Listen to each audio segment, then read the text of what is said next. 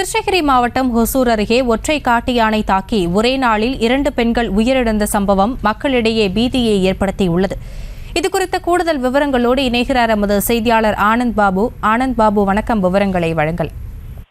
வணக்கம் ஆசினி. இன்று கிருஷ்ணகிரி மாவட்டம் ஒசூர் அடுத்த தேன்கனிக்கோட்டை அருகே ஒரே நாளில் ஒற்றை காட்டு யானை தாக்கி கூலி வேலைக்காக செல்லவிருந்த 2 பெண்கள் உயிரிழந்த சம்பவம் கிராம மக்கள் மத்தியில் அதிர்ச்சியை மற்றும் பீதியையும் ஏற்படுத்தியிருக்கிறது. அண்மை காலமாக தேன்கனிக்கோட்டை வனப்பகுதியிலிருந்து வரக்கூடிய காட்டு யானைகள் தாக்கி உயிரிழப்பு சம்பவங்களும் விவசாயிகள் மத்தியில் அதிர்ச்சி ஏற்படுத்தியிருக்கிறது.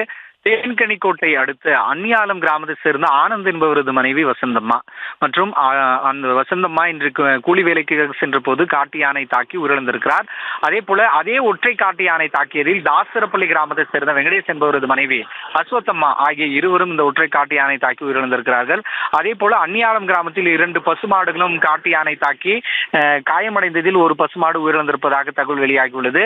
இந்த 2 ஒற்றை காட்டு யானை தாக்கி 2 உயிரிழந்திருக்கும் சமயத்தில் இந்த காட்டு யானை தற்போது கும்லாபுரம் வனப்பகுதிக்கு இடம்பெயர்ந்திருப்பதாக ஒசூர் வனக்கோட்ட உயிரின காப்பாளர் கார்த்திகேயன் தெரிவித்திருக்கிறார்.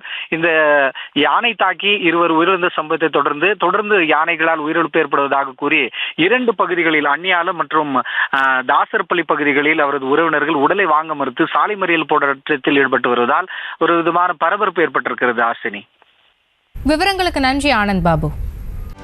செய்திகளை உடனுக்குடனும் துல்லியமாகவும் தெரிந்து கொள்ள சப்ஸ்கிரைப் பண்ணுங்க.